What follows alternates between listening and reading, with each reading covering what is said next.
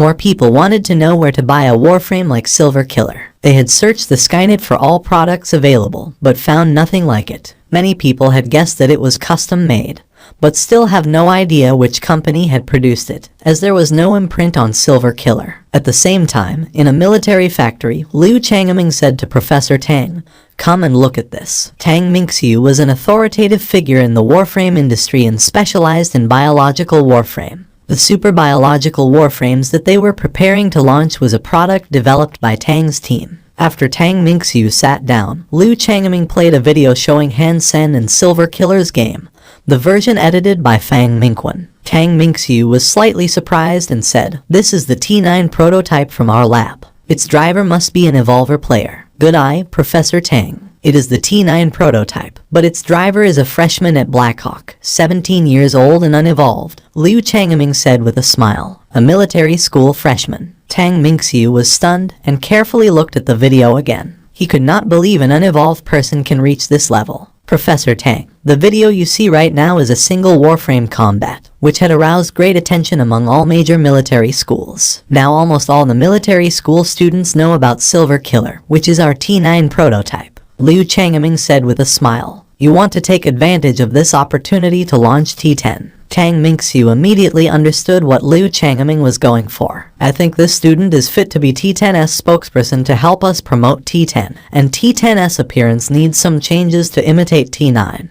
Professor Tang, what do you think of this idea?" Liu Changming explained his proposal. "I'm okay with it, but he is just a military school student. Can he really be the spokesperson of T10? Tang Mingxiu wondered. Liu Changming laughed. "I have done a detailed investigation of him, and it chances that he is a member of the special squad." "He is a special squad member." Tang Mingxiu was surprised again, because it was very rare that someone Han Sen's age could join the special squad. "Yes, you remember Qin Xuan from House Qin. She was the one who recommended Han Sen." Liu Changming smiled. "That girl, she is still in First God's Sanctuary." Tang Mingxiu nodded. He had a great impression of Qin Xuan. "She should evolve and go to Second God's Sanctuary very soon," Liu Changming replied. Tang Mingxiu nodded and said, "Since he is recommended by that girl, he should be able to endorse T10. Since you agree with me on this, then I will go ahead and execute the plan." Han Sen did not know there was a good thing waiting to happen. At this moment, he was humming a little song on the way to a date. After celebrating the entire night with his roommates, Han Sen texted Jai Yanran and got a reply from her unexpectedly. Jai asked him to meet at the cafeteria near their dorms, the one that had the fruit juice that they both enjoyed. Ready to be kissed by this beauty, Han Sen felt full of energy and power walked to the cafeteria. "Well done. You are keeping your promise this time." She blushed a little and remained quiet. Biting her pink lip, she regarded Han Sen with her charming eyes for as long as 10 minutes. As thick-skinned as Han Sen, he was shy after being looked at for so long. He said, "I know I am very handsome, but if you keep gazing at me like this, I might get the wrong idea." "What wrong idea?" Jai Yanran finally spoke. "Wrong idea that you want to make a pass at me." Han Sen blinked, looking abashed. Jai Yanran blushed more and stared at Han Sen. "You wish. I'm afraid you would wish that." Han Sen looked scared. Jai Yanran snapped, "Stop the nonsense, or I will leave." "Do not go. You still owe me the kiss." Han Sen shamelessly stuck his face in front of Jai Yanran and pouted. Here, on the lips. Jai Yanran was very shy and flicked him on the forehead. "If you keep doing that, I will leave for real. I'm just trying to claim what is mine." Han Sen rubbed his forehead and said helplessly, "I can kiss you, but you have to answer a few questions first. On the spaceship, did you or did you not cheat in the game?" Jai Yanran stayed calm and asked, "I've told you a lot of times. I have not cheated." Han Sen spread out his hands. "Did you have an account on the BattleNet?" Jai asked again. "Yes," replied Han Sen. "What is your ID?" Jai Yanran hesitated and asked anxiously. "My girlfriend is Jai Yanran," Han Sen answered directly. Jai Yanran's face was burning. She cried, "How can you use such an ID? I was just stating a fact." "You are my girlfriend." Han Sen looked at Jai Yanran, blinked and said, "You cannot expect me to do this in public." Jai Yanran looked like she was drunk with her crimson cheeks. Han Sen's heart suddenly raced. He widened his eyes and said, "Do you want to get a room?" "Shut up." Jai Yanran was trying to say something when she saw a few students approach them. She quickly lowered her hood like a frightened little rabbit. Holding Han Sen's arm tightly, she used it to cover her face. Although Jai Yanran hid herself well, the students still came over to greet Han Sen. "Han Sen, are you Han Sen? You are my idol. Your game was so great. Your skills are amazing. These freshmen talked excitedly to Han Sen, who had become a celebrity at Blackhawk. "This is your girlfriend." Soon they noticed that Han Sen had a girl next to him, but did not recognize Jai Yanran since she was hiding her face. Jai Yanran now wanted to find a hole on the ground and escape. She could not leave and did not want to stay. "Yes, my girlfriend. She is shy and does not like to speak," Han Sen said with a smile. "Quiet girls are great," commented the students, and Han Sen was very happy to chat with them. At this time, Jai Yanran was tightly holding his arm, and he could feel the softness surrounding his arm, which he enjoyed very much. Han Sen hoped he could prolong the conversation as much as possible, but the students were very polite and did not want to disturb them. Han Sen had to let them go. It was the middle of the night. They did not run into anyone else before they reached Jai Yanran's dormitory building. "Sister, you will not go back like this, right? The contract has not been fulfilled yet," Han Sen bitterly said. Jai Yanran rolled her eyes at him and reached out a hand. "Give me the contract." Han Sen obediently gave her his contract. She took the contract back, blushed and said, "Close your eyes." Han Sen followed her command. Jai Yanran took a deep breath and fought back her desire to escape. With her heart racing, she stood on her toes, pressed her pink and tender lips on his lightly, and quickly turned away. It was too late. Before her lips could leave his hand held her waist and his other hand slipped into her silky hair and hugged her beautiful neck. Jai Yanran was suddenly in Han Sen's arms and her lips were pressed against his. Jai Yanran's body was stiff at first and then slowly softened. Her hands helplessly clutching Han Sen's shirt, she stepped back uncontrollably as her legs became weak. Han Sen just had the best experience and would not let her off the hook. He kept up with her and pressed her body against a column of the building. The two just had the first taste of love and was lost in ecstasy. Jai Yanran did not dare to go back to her room right away. She hid in a restroom for a long while before she returned to her room. Lily saw Jai Yanran was back and said, "Sweetie, did you see that nasty couple downstairs?" "What nasty couple?" Jai Yanran pretended to be making her bed, her face crimson. "The couple that were making out in front of our building. OMG, are they horny? And the guy is so shameless, he even said." "Forget it. I can't even repeat that. And the girl must be such a slut," Lily said madly. Jai Yanran was so shy that she wished she could become invisible, but she had to act like nothing had happened.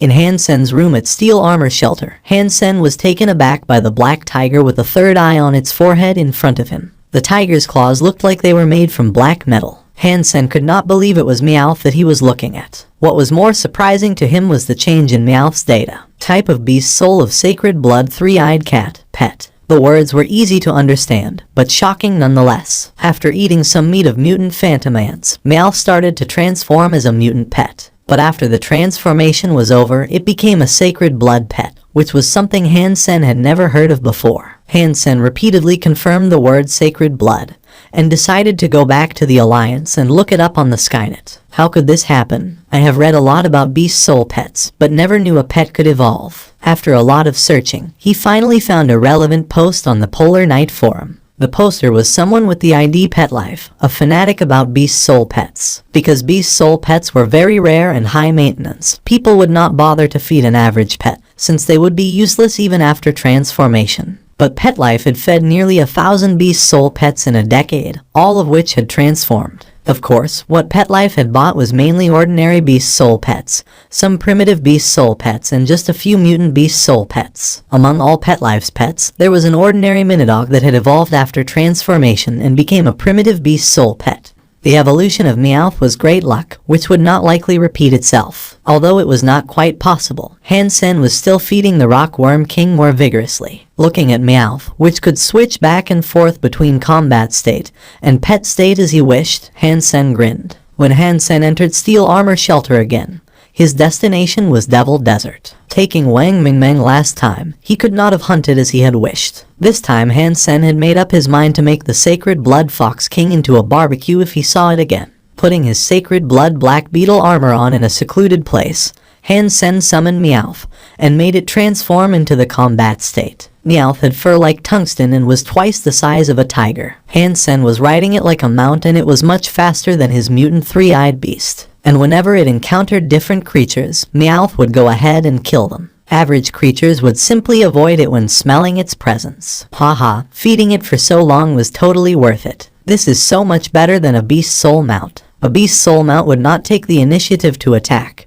and could only cause some damage when charging. However, a beast soul pet was simply a specialized killing machine. The only bad thing was that this guy was running too wild and did not provide a comfortable ride. The creatures that the sacred blood three-eyed cat killed were all fed to the golden rock worm king. The worm king was like a garbage disposal and could consume all that was fed to it. As a result, it grew bigger and bigger. But primitive creatures did not boost its size like the mutant ones did. Primitive sand snake killed. Beast soul of primitive sand snake gained. Eat its meat to gain 0 to 10 Geno points randomly. Hansen saw the sacred blood three-eyed cat tearing a sand snake of 12 feet long into parts and heard the voice in his mind. Haha, gorgeous. This is the best thing ever. Hansen grabbed the sand snake beast soul in the form of a spear and felt on top of the world. For the time he had spent in God's sanctuary, this had been the most fun hunting trip Hansen had ever taken. Meowth was responsible for killing, and Golden Rock Worm King was cleaning after it. All he needed to do was to watch. His only regret was that he had not seen a single horned sand fox after traveling for 2 days in Devil Desert, let alone the Fox King. Strange. Has someone else killed all the foxes? Hansen frowned.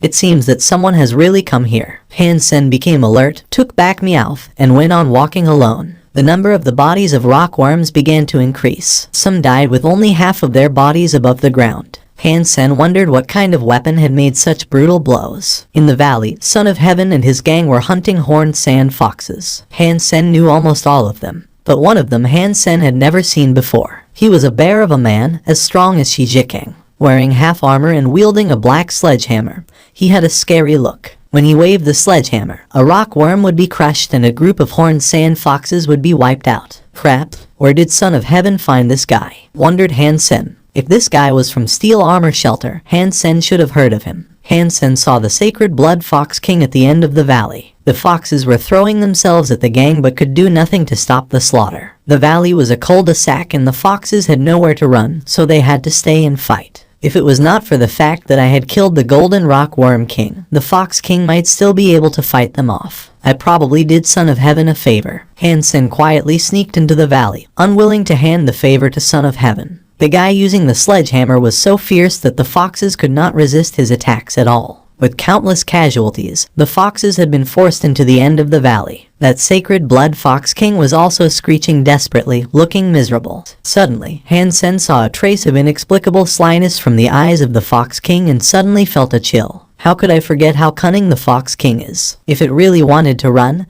it would have never come to this place. There must be something wrong. The Fox King suddenly disappeared in the hole and all the mutant foxes surrounding it entered the hole one by one. Damn, this beast is treacherous. Follow it and do not let it run away. Son of Heaven commanded furiously. Hansen shook his head. Son of Heaven had let the sacred blood Fox King get under his skin. If Hansen were Son of Heaven, he would have ordered retreat immediately. With such a small hole, only one person could squirm through like a snake at a time. There was no way to use weapons and God knows what tricks the Fox King had set up. Apparently, Son of Heaven and his gang did not share his thoughts and wanted to go after the Fox King. But when only half of them had gone through the hole, the entire valley started to tremble. All the sand and stones were trembling in waves like the ocean. Indeed, its tricks are about to come. Hansen quickly retreated and watched this strange scene in the valley from afar. Hansen saw from where he was hiding that much golden liquid had welled from under the sand as if the sand was bleeding, suddenly coloring the valley golden and flowing toward the gang.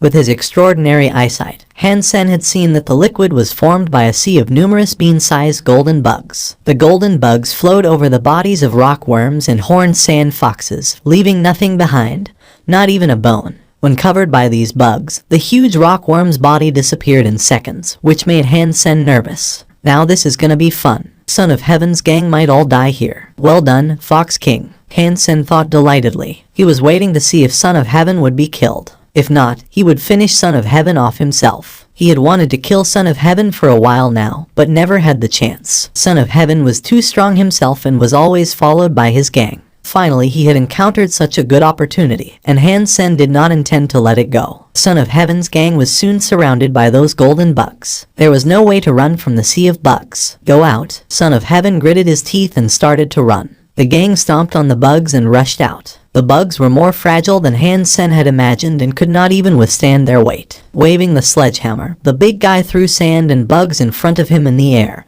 and made a way for the rest. Following this guy, Son of Heaven's gang managed to leave the valley. As #T. Who is this fierce guy? I can't believe Son of Heaven survived that. Brother Goo, thanks to you, we are still alive, Son of Heaven said to Goo. Goo smiled and said, it's nothing. We are friends. Suddenly Goo's expression changed as he felt acute pain in his waist. 2 daggers were stabbed deep into both sides of his waist and only the handles were exposed. 2 of Son of Heaven's men each took one of Goo's arms and pushed him down on the ground. The rest helped control Goo as well, leaving him no chance to fight back. Blood flowed from his waist. Han Sen was appalled. He did not expect to see such a turn. They had just been through life and death, and Goo had even saved the gang members' lives. How come Goo was suddenly treated like a dog? What are you doing? Goo muttered, unable to believe what had happened. How dare a piece of crap like you call Son of Heaven brother? You only got lucky because you have gained a sacred blood beast soul. One of Son of Heaven's men stomped on Goo's face, filling Goo's nose and mouth with blood. You bastards. Seething with anger, Goo tried to struggle. Pushed down by several people,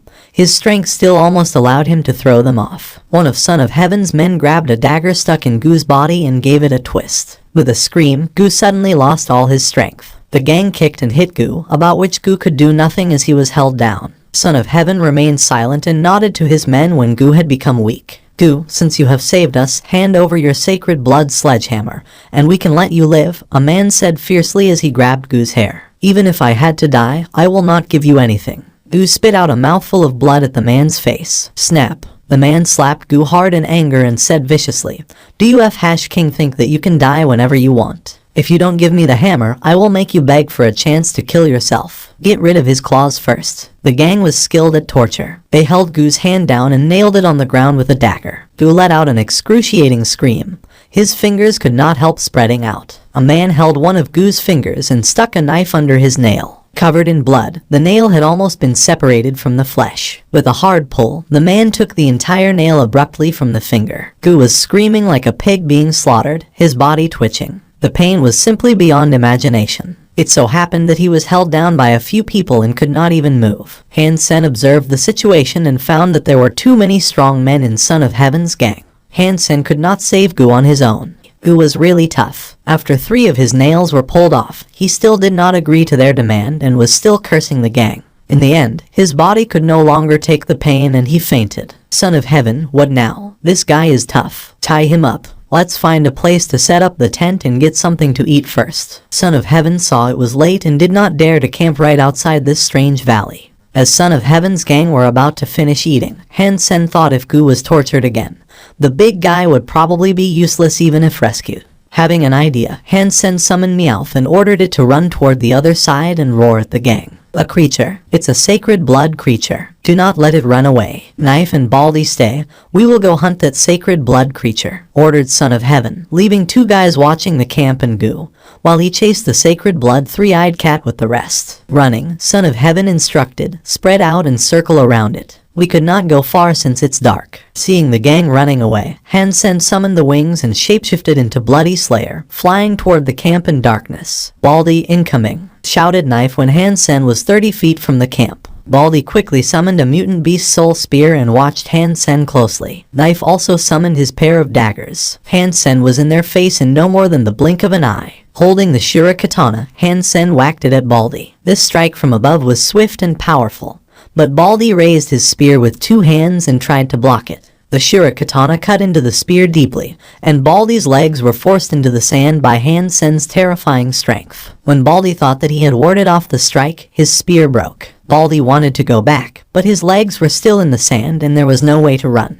Another katana strike cut Baldy in half. After killing Baldy, Han Sen turned to deal with Knife, who immediately started running at an incredible speed, not leaving any chance for Han Sen to approach him. Shouting while running, Knife managed to alert Son of Heaven and the rest of the gang. Han Sen did not chase him, but lifted Goo, who was tied up, and ran away with all 4 hooves of the Bloody Slayer. Dollar, you son of a bitch. If you are a man, fight me one-on-one, cursed Son of Heaven behind him. I think it is more like 1 gang on 1 person, said Han Sen full of disdain, running at full speed. The gang thought that lifting a big man like Goo must slow Han Sen down and they could eventually catch up. But suddenly, a black 3-eyed tiger appeared next to Han Sen and he simply lay Goo on the tiger's back. The Bloody Slayer and the tiger disappeared from their sight in an instant. Why would that sacred blood creature help Dollar? The gang members were confused. Son of Heaven finally understood. Damn, that is not a sacred blood creature. It is a sacred blood beast soul pet. That mother fasher had fed a sacred blood pet. Everyone was shocked. A sacred blood pet must have cost so much advanced creature meat to transform. After chasing for a while, the gang gave up. In fact, when they found out that the tiger was a sacred blood pet, they had lost confidence. How did he make a sacred blood pet transform? Did he use sacred blood creature meat to feed his pet? Everyone was shocked by the fact that Dollar had a transformed sacred blood pet, which implied incredible power of him. Han Sen ran for a while and shapeshifted back after losing the gang. He put Gu on the ground and cut loose the ropes. Dollar. Gu recognized him. Friend, how much do you think your life is worth? Asked Han Sen. Gu was suddenly taken aback. You also want my sacred blood sledgehammer. Not necessarily that beast's soul, but I did save you. You do not mean to say the risks I took are for nothing, right? Said Han Sen. Gu did not speak and cast an odd look at Han Sen. And now you have nothing but injuries. Can you leave Devil Desert alone safely? If you pay me 2 mutant beast souls, I could promise to get you back to the shelter alive. Gu Ming looked Han Sen up and down and summoned several beast souls. The enemy of my enemy is my friend. I know you and Son of Heaven are enemies, so I believe you. Here are all my mutant beast souls. Take your pick. Han Sen glanced at them and pointed twice. This one is my reward for saving you, and that one is the price to take you back to the shelter.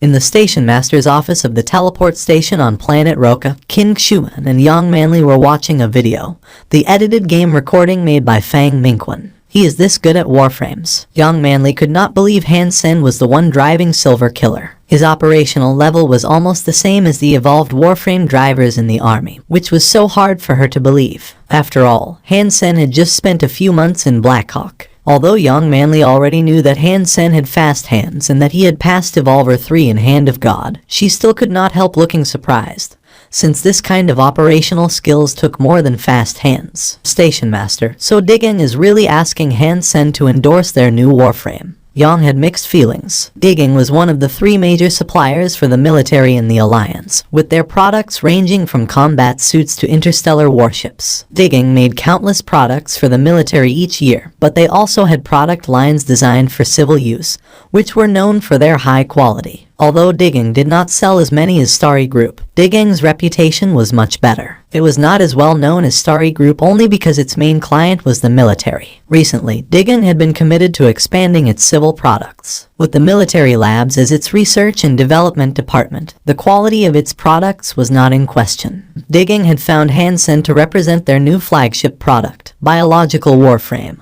which was beyond the imagination of both Qin Xuan and Yang Manli. With Digging's influence, it would be easy for them to seek endorsement of Evolver or Surpasser stars, yet Digging had chosen Han Sen, an unevolved person. Yang Manli was puzzled. Although Han Sen's skills were great among the unevolved, his level was still lower than the Evolver Masters. She wondered what it was that Digging had seen in him. To endorse a Digging product was a great honor, which Yang knew very well. All the stars who had this honor had military backgrounds and outstanding military exploits. Manly, contact Han Sen as soon as possible. This is an honor for the special squad as well. Qin Xuan felt that she had made the right call to recruit him. A few months after he joined the special squad, Han Sen had become the spokesperson of Digging, which was a boost in the relationship between the squad and Digging. Will do. Yang Manli nodded slightly. Han Sen escorted Gu Ming safely to the shelter in a great mood. Although he had not hunted any mutant or sacred blood creatures, he did weaken Son of Heaven's gang and left Son of Heaven with a sworn enemy. In addition, he had gained 2 mutant beast souls. As soon as he was back in the shelter,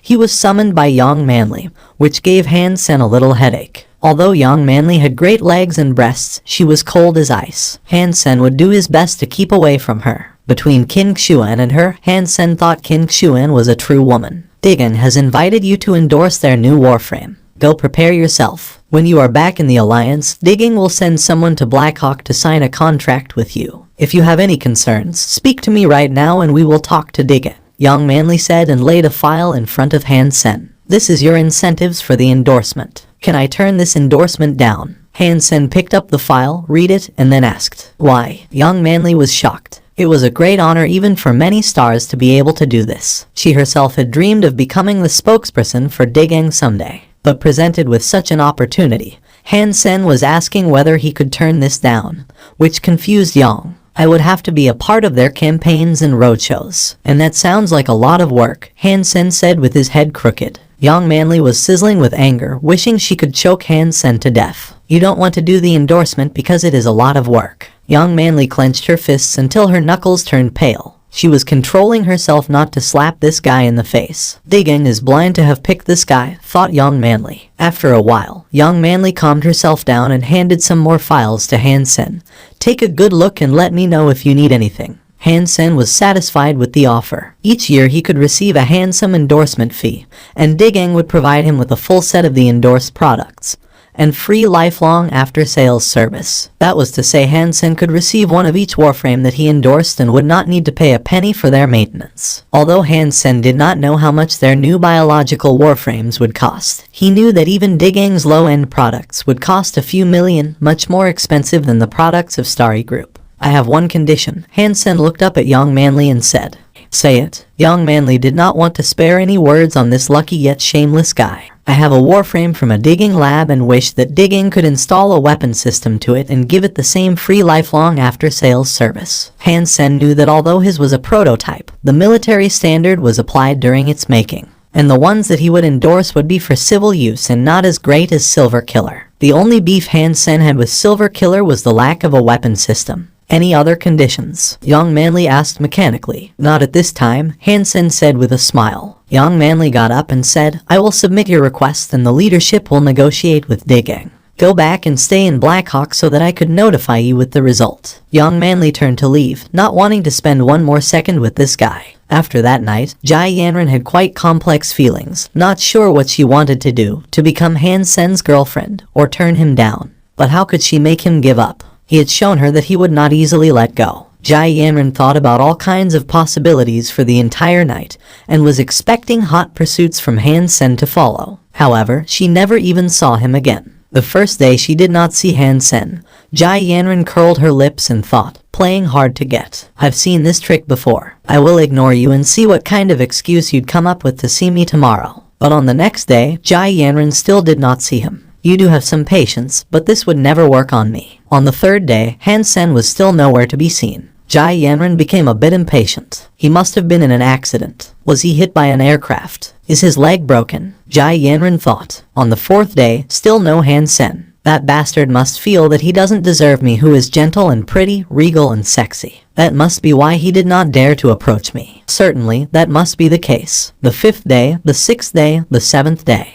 After 10 days she still had not seen him, and she lost her temper. Han Sen, you bastard, what do you take me for? You want to kiss and run? There is no such thing in my world. Jai Yanran was mad, and at this time, Han Sen had just come back to school and did not even have the chance to find her. Sen, you have come back just in time. Come with me to Professor Yan's class. Han Sen met Zhang Yang in the dorm room, who took his hand and dragged him away. How come you are going to Professor Yan's class? Han Sen was puzzled. Zhang Yang was a hot-blooded guy. He learned everything fast, but when it came to boring theories, he would feel tortured. You have not heard. Two of the chosen, Ding Zhaiming and Tang Zhenliu, have been invited to do a teaching demonstration today at Professor Yan's class. Zhang Yang was filled with excitement. Han Sen then suddenly realized why he was so excited. Tang Zhenliu was Zhang's idol. It was a poster of Tang instead of a hot girl that Zhang was hanging next to his bed. Zhang Yang's ideal major was not archery, but martial arts. Because his fitness index was not high enough, he had to take the special enrollment program. Han Sen had also wondered why someone like Zhang would study archery, which needed patience,